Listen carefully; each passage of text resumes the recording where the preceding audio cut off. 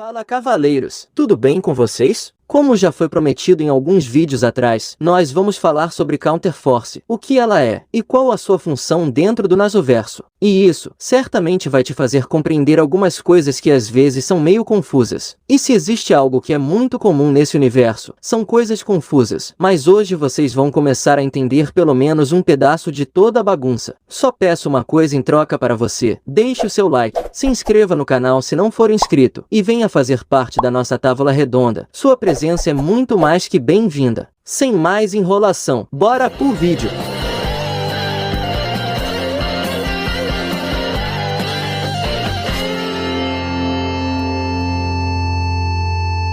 Counterforce. Se você já é um veterano nesse universo, provavelmente você já tem uma noção do que é, mas se você for um novato, tenho certeza que você é aquele que fica boiando quando alguém te diz esse nome.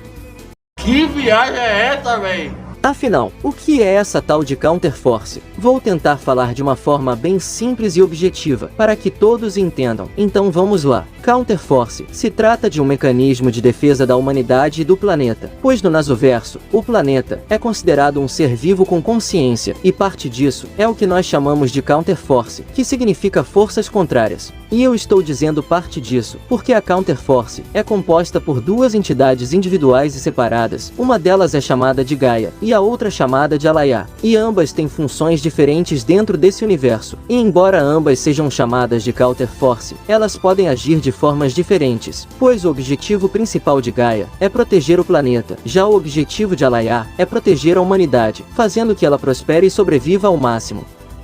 Ah, agora eu entendi!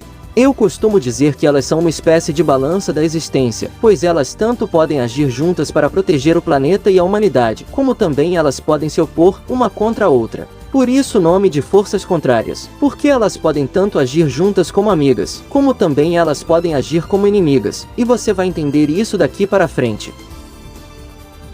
Bom, ficando claro essa primeira parte, agora você vai entender o contexto do porquê Gaia e Alaya também podem agir como inimigas. Para a gente entender isso, temos que voltar no tempo no Nasoverso, lá no início da criação, mais especificamente próximo ao período da Gênese. E como não sabemos como o planeta foi criado no Nasoverso de forma definitiva, pois existem várias versões da Gênese no Nasoverso, vamos partir do ponto em que o planeta já foi criado. Bom, com o planeta criado por alguma coisa, ou algum ser que nós não temos ainda uma certeza, era a Gaia quem cuidava do planeta, pois no início de tudo, Alaya e Gaia eram uma única consciência e existência.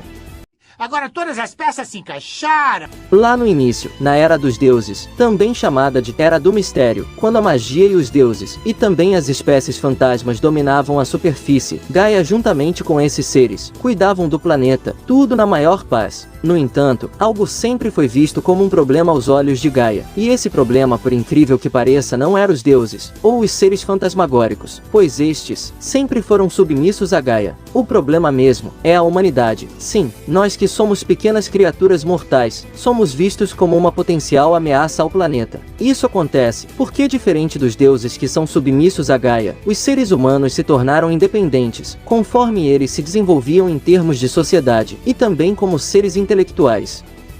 Pra que agredir? Então, somando esses fatores, mais a vontade coletiva da humanidade em evitar a sua própria extinção, fez com que Alaya se tornasse uma consciência individual e separada de Gaia. E foi aqui que nasceu o que eu chamo de balança da existência, pois enquanto Gaia luta para proteger o planeta, até mesmo contra os próprios seres humanos, ao ponto de enviar criaturas para eliminá-los, Alaya luta para proteger os humanos, e também envia suas criaturas para protegê-los, ou seja, uma se opõe à outra. E isso acontece porque, devido ao declínio do mistério, que acabou sendo substituído pelas leis da física e pela ciência, a humanidade se tornou uma potencial ameaça à extinção do planeta, devido à degradação do meio ambiente, da natureza e de uma série de outros fatores, pois o ser humano passou a ser movido pela sua própria ambição, e com isso começou a dominar com a ciência coisas que no passado eram consideradas mistério, como por exemplo, a eletricidade. Mas como eu já disse antes, a vontade humana de evitar a extinção foi tão forte que Alaya se separou de Gaia, e com isso, Alaya não se importa mais com o planeta, o seu papel é proteger a humanidade, e fazer que ela sobreviva, independentemente se isso irá afetar o planeta ou não. E por causa disso, Gaia e Alaya também podem agir de formas opostas, sendo até inimigas em algumas ocasiões.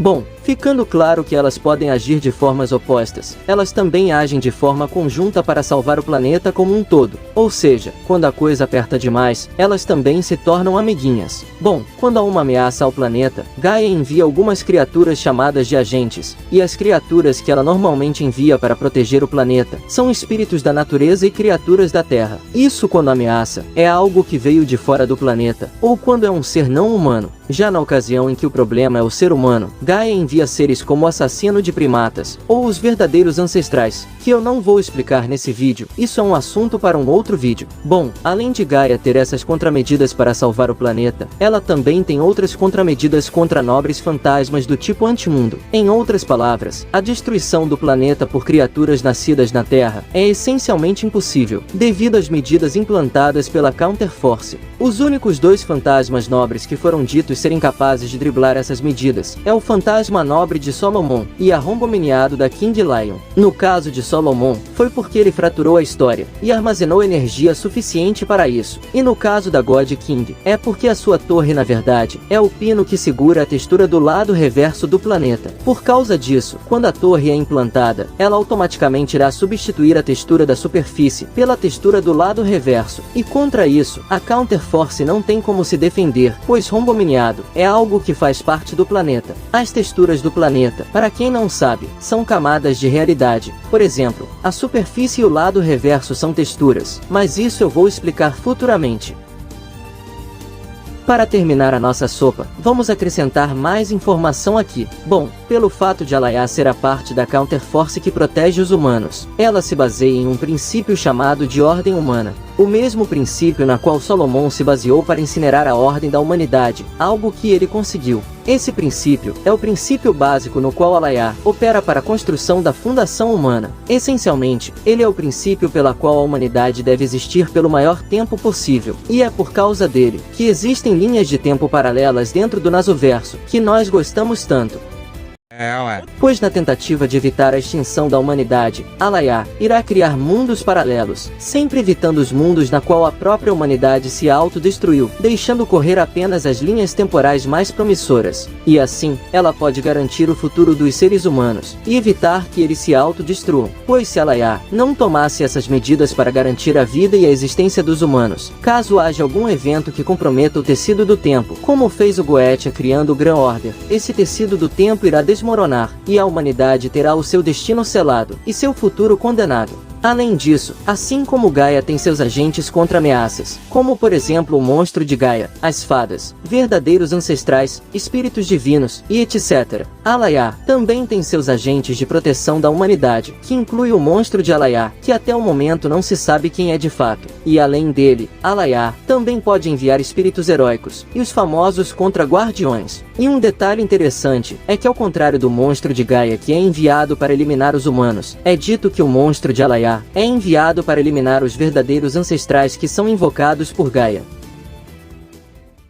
Mas calma aí que ainda tem mais um tempero para nossa sopa. Existe um ponto a mais em que Gaia e Alaya são parecidos, pois se a humanidade é vista como uma ameaça por Gaia, para Alaya, todos os indivíduos que se aproximam da raiz ou tenham ligação direta com a raiz serão vistos como ameaças. Quando um mago, por exemplo, usa algum recurso para atingir a raiz, Alaya dará um jeito para impedir esse mago de conseguir essa façanha. Ela basicamente irá enviar alguém para eliminar esse mago. E isso é bem mostrado em Karno Kyokai, quando Shiki Hyuga foi guiada pela Counterforce para eliminar Araya. Inclusive, isso também aconteceu com a própria Shiki, que após nascer, teve que criar duas personalidades para esconder sua verdadeira personalidade da Counterforce, exatamente por ser parte da raiz. Por isso, meus caros, Shiki Hyuga e Arcueide são poderosas quando estão com o seu poder total, pois uma é parte da Counterforce e a outra é parte da raiz. E tem mais, também existem espíritos heróicos que estão ligados à Counterforce. Um desses espíritos heróicos é Enkidu, que consegue acessar e extrair poder da Counterforce, usando o seu nobre fantasma Enuma-Elish, e foi por causa disso que ele bateu de frente contra Enuma-Elish de Gilgamesh, pois ele consegue extrair poder da Counterforce. Além disso, todos os guardiões que forem invocados para eliminar uma ameaça, receberão poder da Counterforce, e esse poder sempre será uma quantidade maior do que o da ameaça em questão, exatamente justamente para que ela seja eliminada. Por isso, não importa o tamanho do poder da ameaça, os guardiões e os espíritos heróicos invocados pela Counterforce sempre serão invocados com um poder maior que o dessa ameaça, independentemente de quem seja ela.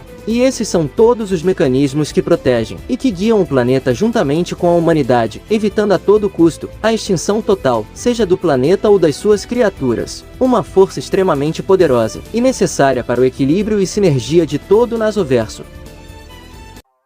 Bom, espero que tenha ficado tudo claro para vocês. Qualquer dúvida, deixe nos comentários aí que eu vou estar respondendo a todos. Mas enfim, mesmo tendo explicado boa parte da Counterforce, ainda há muita coisa para falar sobre o Nasoverso, pois ele é extremamente grande. Ele é cheio de linhas paralelas e universos alternativos, que é capaz de bugar a cabeça dos maiores gênios. Brincadeiras à parte, eu quero deixar um salve aqui para algumas pessoas que estão sempre deixando seus comentários e dando uma força para o canal. Quero mandar um salve para Quixote Acerola, um salve também para Rimuru-chan, um salve para Lorde Seifa, um salve para Raimundo Barbosa, um salve para Isaac Gomes, um salve para Caos, um salve para Orek, um salve para Vitor Sena, e por fim, um salve para a pessoa que pediu que eu fizesse isso, um salve para Henrique Gomes, e para terminar, um salve para todos os inscritos e espectadores do canal. Obrigado a todos vocês que têm deixado os seus comentários e likes. Sei que aos pouquinhos, nossa tábua vai ficar cada vez maior, graças à colaboração de vocês. Obrigado de coração. Agora, para terminar, obrigado a todos os mestres e servos que me acompanharam até aqui, e também aqueles que usaram os seus selos de comando para enviar esse vídeo para os amigos. Até o nosso próximo vídeo. Fui, valeu, e tamo junto!